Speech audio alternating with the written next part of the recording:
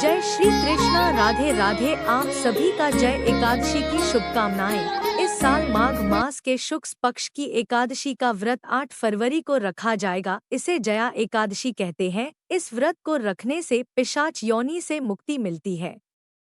इसकी कथा इस प्रकार है। युधिष्ठिर ने भगवान कृष्ण से पूछा कि भगवान आप कृपा करके बताइए कि माघ मास के शुक्ल पक्ष की एकादशी को कौन सी एकादशी आती है, उसकी विधि क्या है, उसमें किस देवता का पूजन किया जाता है। भगवान श्री कृष्ण बोले, राजेंद्र, माघ मास के शुक्ल पक्ष में जो एकादशी आती है उसका नाम जया एकादशी है। यह सभी पापों को हरने वाली उत्तम तिथि है। इस दिन अच्छे से व्रत करने से पापों का नाश होता है और यह एकादशी मनुष्यों को मोक्ष प्रदान करती है। इस व्रत को करने से मनुष्य को कभी प्रत्योनि में नहीं जाना होता है। इस साल माघ मास के शुक्ल पक्ष की एकादशी का व्रत 8 फरवरी को रखा जाएगा। इसे जया एकादशी कहते हैं। इस व्रत को रखने से पिशाच योनि से मुक्ति मिलती है। इसकी कथा इस प्रकार है। युधिष्ठिर ने भगवान कृष्ण से पूछा कि भगवान आप कृपा करके बताइए कि माघ मास के शुक्ल पक्ष की एकादशी को कौन सी एकादशी आती है, उसकी विधि क्या है, उसमें किस देवता का पूजन किया जाता है। भगवान श्री कृष्ण बोले, राजेंद्र, माघ मास के शुक्ल पक्ष में जो एकादशी आती है उसका नाम जया एकादशी है। यह सभी पापों को हरने वाली उत्तम तिथि है। इस दिन अच्छे से व्रत करने से पापों का नाश होता है और यह एकादशी मनुष्यों को मोक्ष प्रदान करती है।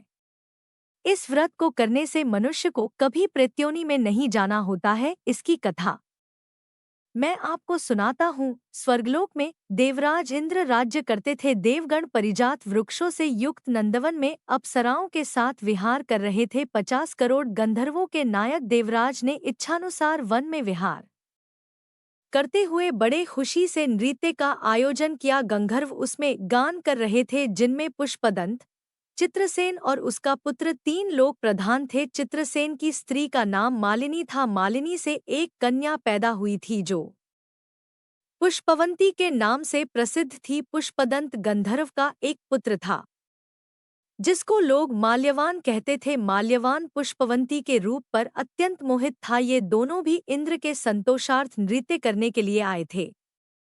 इन दोनों का गान हो रहा था। इनके साथ अप्सराएं भी थी। अनुराग के कारण ये दोनों मोह के वशीभूत हो गए। चित्त में भ्रांति आ गई, इसलिए वे शुद्ध गान न गा सके। कभी ताल भंग हो जाती थी तो कभी गीत बंद हो जाता था। इंद्र ने इस प्रमाद पर विचार किया और इसे अपना अपमान समझकर ने कुपित हो गए। इस प्रकार इन दोनों को शाप देते हुए वे बोले, ओ मूर्खों, तुम दोनों पर धिक्कार है। तुम लोग पतित और मेरी आज्ञाभंग करने वालों हो, इसलिए पति पत्नी के रूप में रहते हुए पिशाच हो जाओ।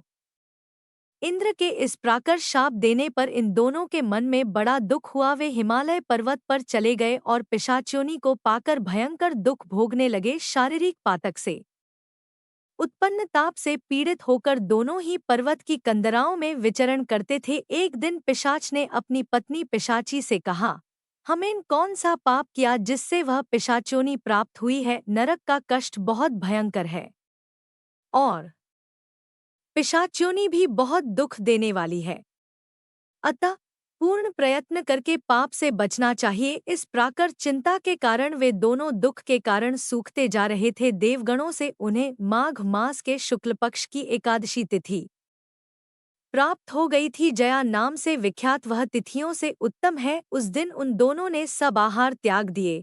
उन्होंने जलपान भी नहीं किया, किसी जीव की हिंसा नहीं, यहाँ तक कि खाने के लिए फल भी नहीं काटा। दुखी होकर वे पीपल के पेड़ के पास बैठ गए। सूर्यास्त हो गया। उनके प्राण हर लेने वाली भयंकर रात्रि उपस्थित हुई। उन्हें नींद नहीं आई। वे रतिया और कोई सुख भी पा सके। सूर्योदय हुआ, द्वादशी का दिन आया। इस प्रकार उस पिशाच दंपत्ति के द्वारा जया के उत्तम व्रत का पालन हो गया। उन्होंने रात में जागरण भी गया। उस व्रत के प्रभाव से तथा भगवान विष्णु की शक्ति से उन दोनों का पिशाचत्य दूर हो गया। पुष्पवंती और माल्यावान अपने पूर्व रूप में आ गए।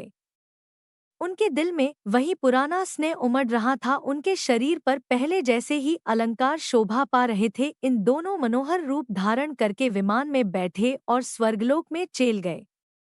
वहां देवराज इंद्र के सामने जाकर दोनों ने बड़ी प्रसन्नता के साथ उन्हें प्रणाम किया। उन्हें उस रूप में देखकर इंद्र को बड़ा आश्चर्य हुआ। उन्होंने पूछा, बताओ किस पुण्य के प्रभाव से तुम दोनों को पिशाचत्य दूर हुआ है? तुम मेरे श्राप को प्राप्त हो चुके थे, फिर किस देवता ने तुम्हें इससे छुटकारा दिलाया? माल्यवान बोला, स्वामिन भगवान वासुदेव की कृपा और जया एकादशी के व्रत के प्रभाव से हम पिशाच योनि से मुक्त हुए। भगवान श्री कृष्ण कहते हैं कि राजन, इस कारण एकादशी का व्रत करना चाहिए। नृपश्रेष्ठ, जया एकादशी ब्रह्मा हत्या का भी पाप दूर करने वाली है। जिसने जया एकादशी व्रत कर लिया उनसे सभी प्रकार के दान दे दिए और सभी प्रकार के यज्ञों का अनुष्ठान कर लिया।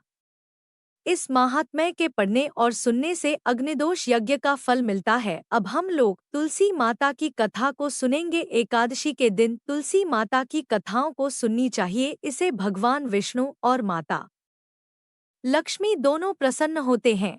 आइए कथा को प्रारंभ करती हूँ। एक कन्या थी। जब वह थोड़ी बड़ी हुई और उसको समझ आने लगी, तब से ही वह तुलसी माताजी की पूजन करने लगी। उसके प्रतिदिन का नियम था कि तुलसी माताजी का पूजन करने के बाद ही खाना खाती थी। जब वह कन्या शादी के लायक हुई तब उसके माता पिता ने उसकी शादी करवा दी। कन्या को उसके माता पिता ने दहेज में भी एक तुलसी का गमला दिया। ससुराल में वह प्रतिदिन सवेरे उठते ही पूजा करती, फिर उसके बाद ही खाना खाने बैठती थी। उसकी दो जेठानियां थी, वो दोनों उसका मजाक उड़ाती थी कि बड़ी नियम धर्म वाली बनती है। उन दोनों को उससे बहुत ईर्ष्या होती थी, इसलिए वो दोनों तुलसी जी का गमला जी छुपा देती। वह कन्या बड़ी मुश्किल से गमला ढूंढ कर लाती, अच्छे से पूजा करती और फिर खाना खाती। वह गमला ढूंढ कर लियाती तो एक दिन तो उसकी जेठानियों ने क्या करा कि गमला ही दूर फेंक दिया। कन्या ने खूब ढूंढा पर उसे गमला नहीं मिला। वह बहुत ही परेशान हो गई। उस दिन तो उसने खाना भी नहीं खाया।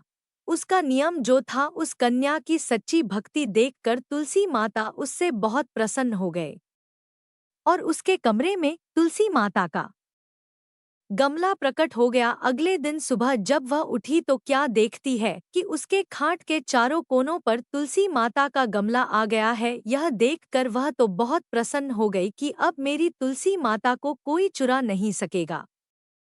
पूजन करने के लिए भी कहीं और जाना नहीं पड़ेगा और कोई मेरी तुलसी माता को फेंक भी नहीं सकेगा। वह तो जल्दी से उठकर स्नान करती है और तुलसी माता की पूजन कर लेती है। जब वह खाना खाने बैठी तो उसकी जेठानियां मजाक करने लगी कि लो, देवरानी का नियम धर्म पूरा हो गया। उससे पूछती है कि तुलसी जी की पूजा कर ली क्या?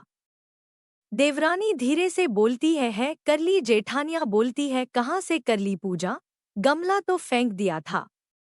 देवरानी कहती है कि देख लो, मेरे कमरे में खाट पर तुलसी जी लग रही है। जेठानियां बहुत शर्मिंदा हुई और बोली कि देवरानी, तेरी भक्ति सच्ची है, हमने तुझे बहुत परेशान करा, हमें माफ कर दे। देवरानी उन्हें माफ कर देती है। बोलिए एकादशी महाराज की जय, विष्णु भगवान की जय, लक्ष्मी नारायण की जय।